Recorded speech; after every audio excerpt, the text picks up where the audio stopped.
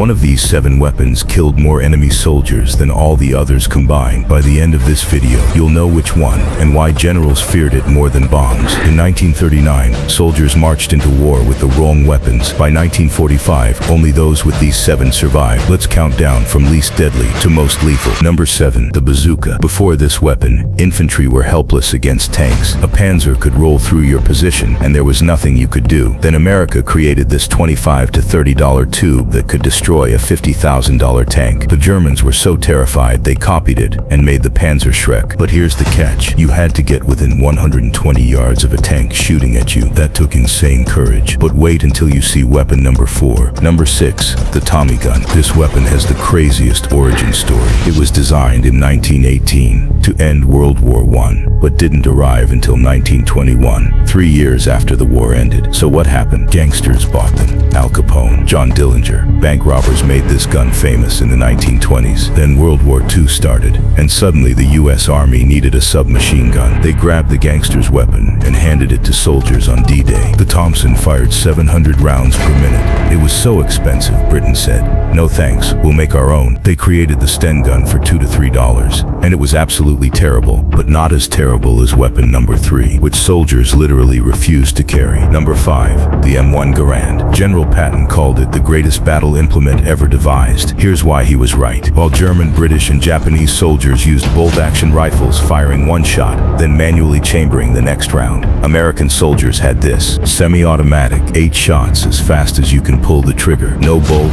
no delay. In the time it took a German soldier to fire 5 rounds, an American fired 24. That's not a fair fight. That's a massacre. But it had one fatal flaw. When you fired the last round, the empty clip ejected with a loud ping. Enemy soldiers learned to wait for the ping then attack during your reload. Number 4, the heavy machine gun, and specifically Germany's nightmare weapon, the MG42. Allied soldiers called it Hitler's buzzsaw, and that's not propaganda, that's fear. This weapon fired 1,200 to 1,500 rounds per minute. That's 20 to 25 bullets per second, so fast that you couldn't hear individual shots. One MG42 on a bunker could hold off an entire company. D-Day happened because of this weapon. Command had to plan invasions around machine gun positions, but even this wasn't the deadliest. The top 3 weapons killed more soldiers than everything else combined. Number 3, the Molotov cocktail. Yes, a bottle filled with gasoline is the 3rd deadliest weapon of World War II. And here's the insane story. In 1939, the Soviet Union invades Finland with 6,000 tanks. Finland had virtually no effective anti-tank weapons. They're doomed.